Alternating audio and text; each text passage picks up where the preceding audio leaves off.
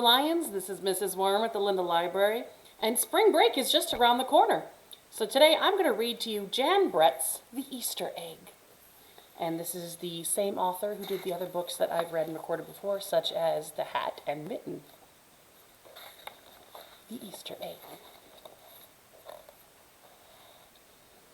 Cheer up, cheer up! Spring is here! Time to start my first ever Easter egg, Hoppy said. Each year, the bunny who decorated the winning egg got to help the Easter rabbit hide the eggs on Easter morning.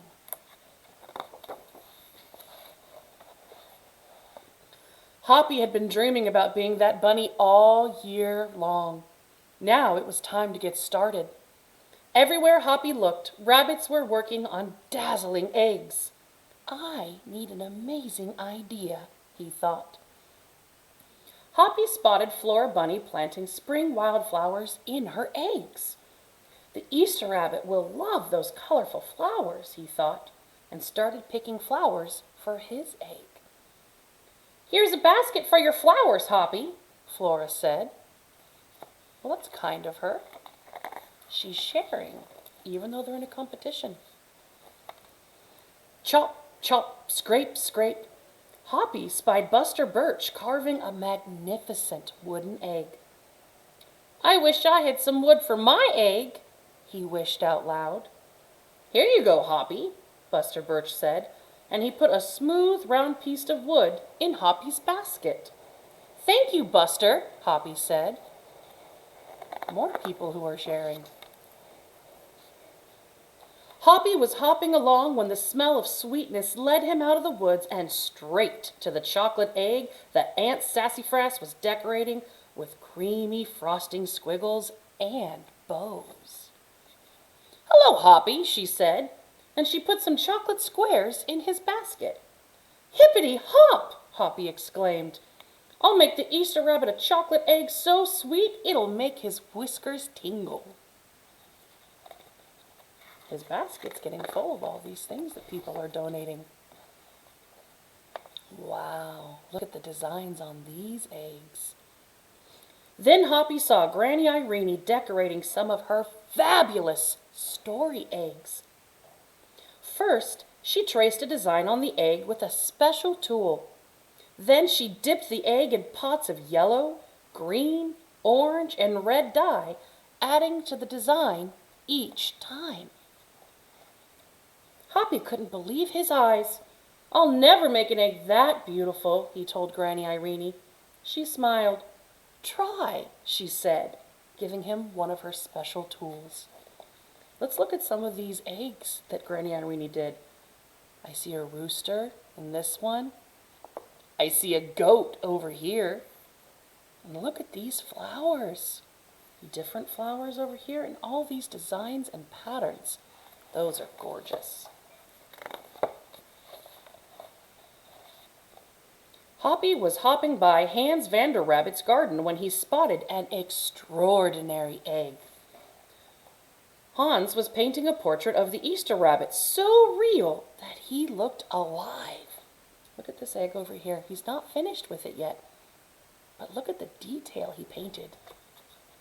Fantastic! Hoppy exclaimed. Thank you, Hoppy, Hans said. Why don't you make a painting on your egg? He gave Hoppy pots of paint and a fine brush.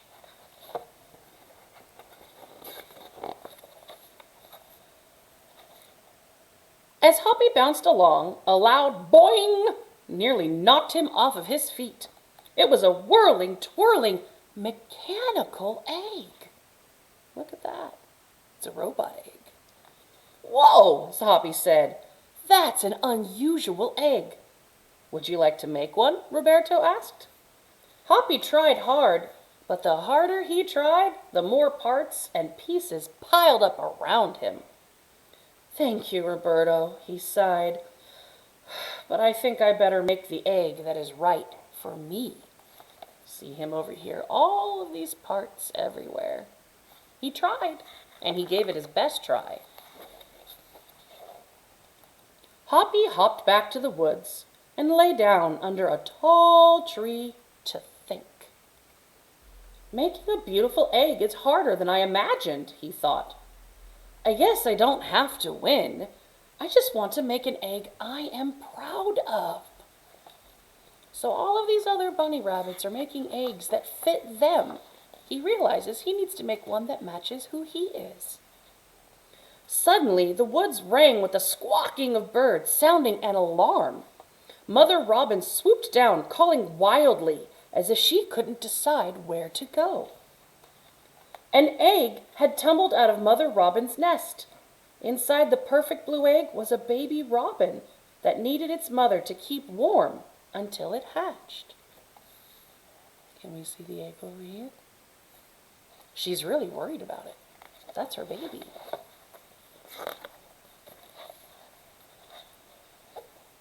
Hoppy knew what he had to do. He sat down carefully and covered the blue egg with his soft, warm fur. I'll take care of you the best I can, he whispered. Relieved, Mother Robin chirped and settled down on her other 2 eggs. How's she supposed to get it back to the nest if it fell down? He's taking care of it. Hoppy never left the robin's egg. If it was sunny and warm, he carefully turned the egg in its nest of moss. If it was rainy and cold, he kept the egg covered and dry. Look, he's out there in the rain protecting that baby robin egg. At night, wild animals passed by. Hoppy crouched down and stayed hidden in the ferns. Often he heard strange noises coming from above. But Hoppy didn't run away. He has a responsibility he's taking care of. Every day, the rabbits worked on their eggs. Tadpoles turned into frogs, buds swelled into leaves, and Easter came closer and closer. Finally, it was time for the rabbits to take their eggs to the glen. They had forgotten all about Hoppy, who was quietly sitting on the blue egg under the tall tree in the woods. So we see the one who did the painting, the story eggs, the wooden egg, the eggs with flowers inside, the mechanical egg, and a bunch of other different bunnies with their eggs. But Hoppy's still watching over that one.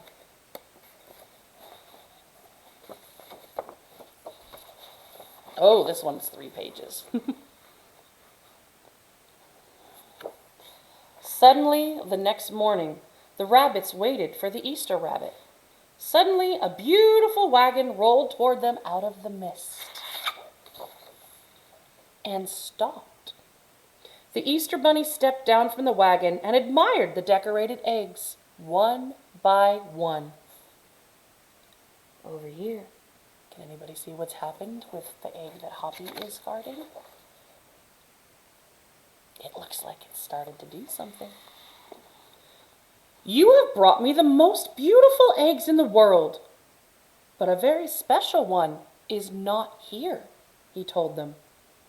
The rabbits were puzzled. Whose egg could it be?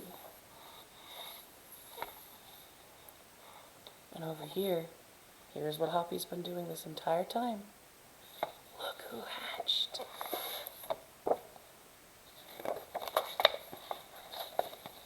Fill my wagon with your wonderful eggs, he said. When I return, I will show it to you. And he disappeared into the woods. And off he goes.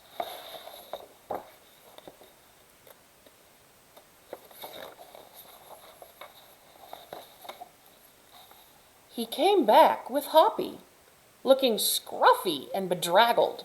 That means he's not put together. It's like when you first get up in the morning, your hair's everywhere, you're not properly dressed. That's what Hoppy looks like, because he's been taking care of that egg. Hoppy has an amazing egg to be proud of, the Easter rabbit told them. He has kept Mother Robin's egg warm and safe until her baby bird hatched and she could take care of it. See how he's holding the broken egg here? The Easter rabbit placed the empty blue shell in the place of honor atop the wagon. Now they were ready to go.